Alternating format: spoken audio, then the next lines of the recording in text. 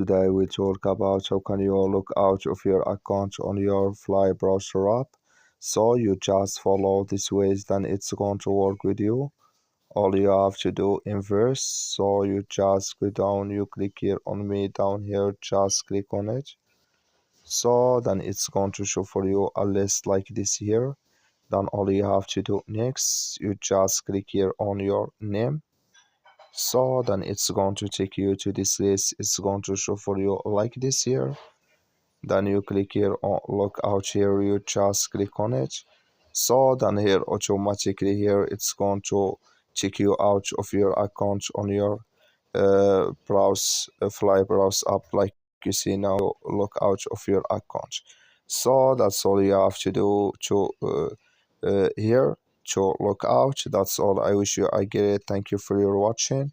Don't forget to support us by liking, subscribe.